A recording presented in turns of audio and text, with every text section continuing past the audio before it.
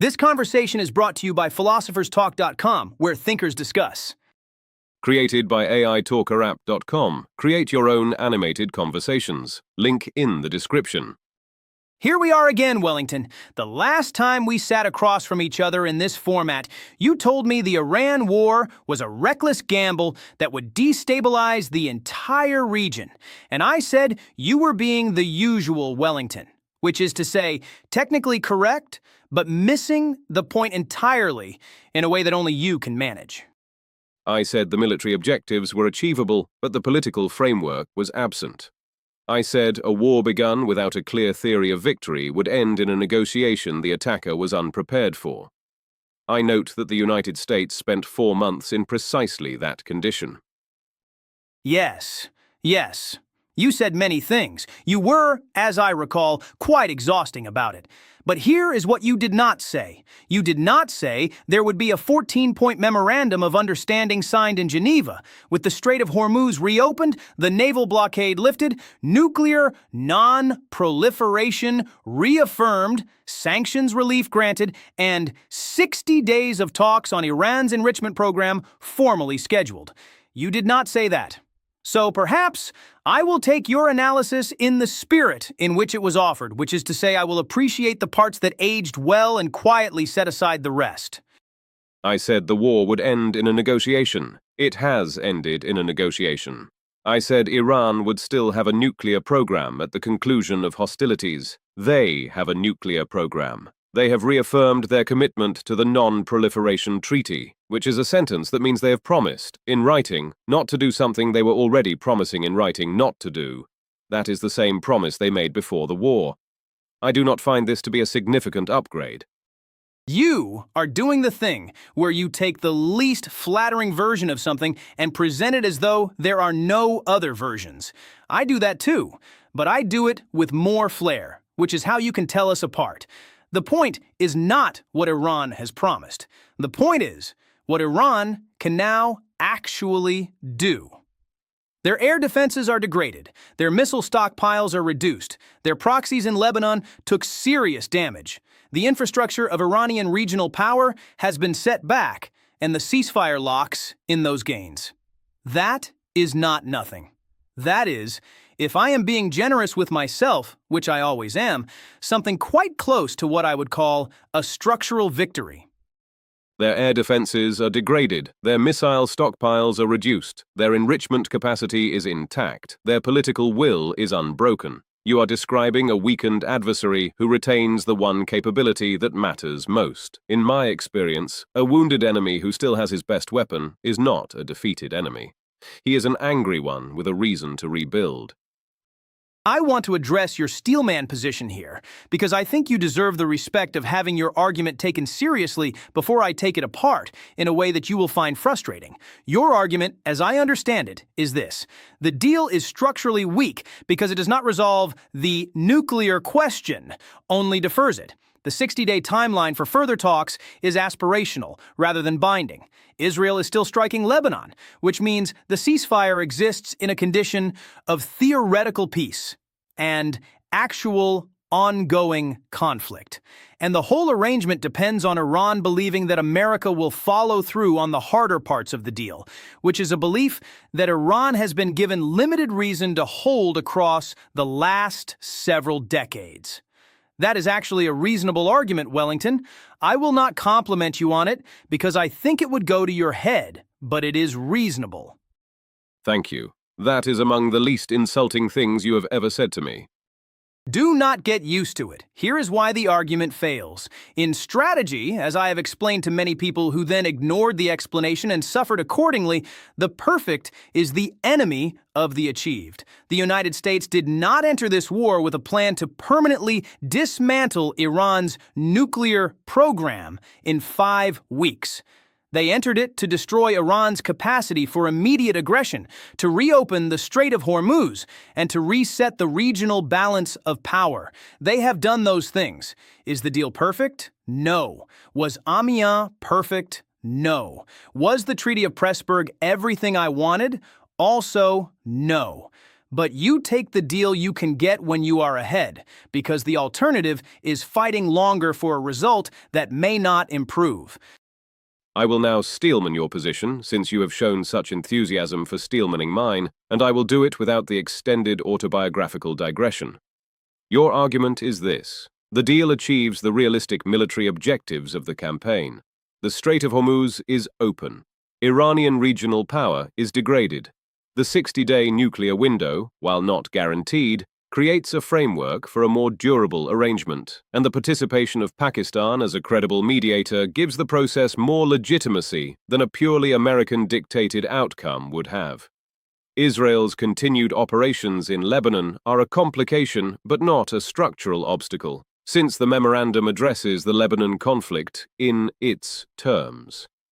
And the alternative to this deal was an indefinite blockade with escalating economic costs and no clear endpoint.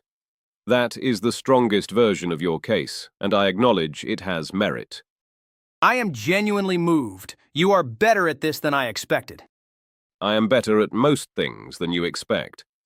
The problem with your case is Israel. The memorandum says the war in Lebanon ends. Israel said, through its defense minister, that Israeli forces will remain in Lebanon, in Gaza, and in Syria indefinitely. Trump called Netanyahu a very difficult man, which is the diplomatic equivalent of throwing your hat across the room. If Israel continues operations in Lebanon after the memorandum is signed on Friday, you do not have a ceasefire. You have a document with the Ferdse, Cesar Odi I kandaitazi aishwa, says e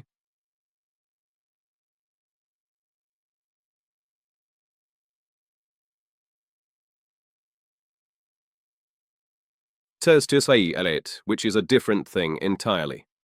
And this is where I think you are missing the central insight. I have always said, and I said it very well in several letters that historians have found quite compelling, that the alliance is not the strategy. Trump and Netanyahu are having what I would characterize as a productive disagreement about the pace of the endgame. Trump wants the deal signed. Netanyahu wants more time in Lebanon. This is a negotiation within the coalition, not a collapse of it. The Americans have leverage. They used it. And Netanyahu will discover, as my marshals occasionally discovered when they exceeded their instructions, that there are consequences for going too far past the plan. You are describing a coalition that is currently arguing in public about whether the ceasefire covers Lebanon, while Israel launches its largest strikes on Beirut in months, 3 days before the signing ceremony. I have managed coalition warfare. I managed it across the entire Peninsula campaign. The lesson is that a coalition partner who will not stop shooting when you need him to stop shooting is not a constraint on your strategy. He is a replacement for your strategy. The entire framework becomes hostage to whatever Israel decides to do in the next 72 hours.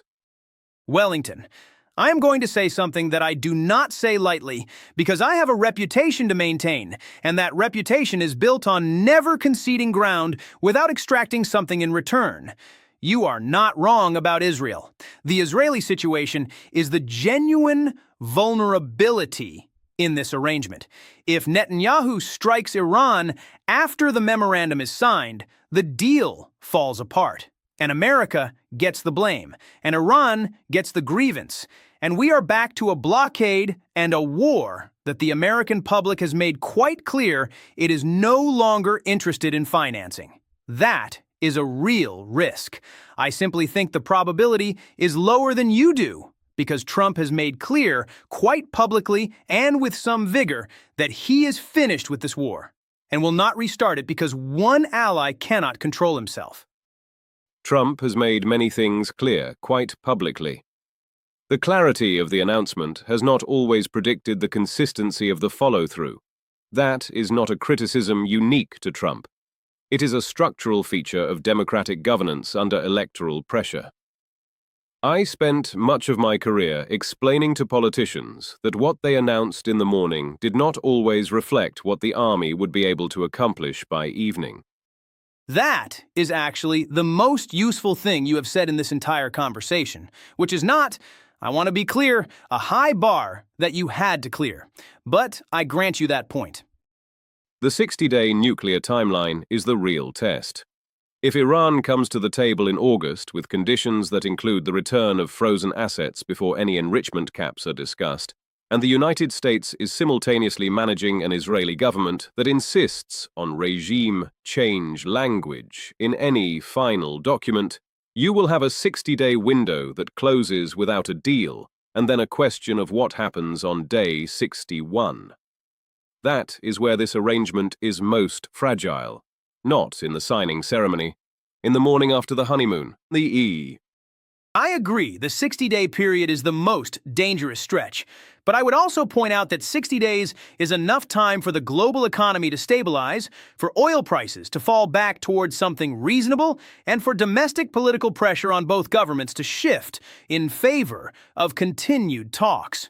War fatigue is not only an American phenomenon. Iran has sustained serious damage. Their population is not, by all reports, eager for another round. The ceasefire does not just lock in military gains. It gives the political conditions time to ripen. Sometimes the best thing a deal does is buy you time. And sometimes time is all you need.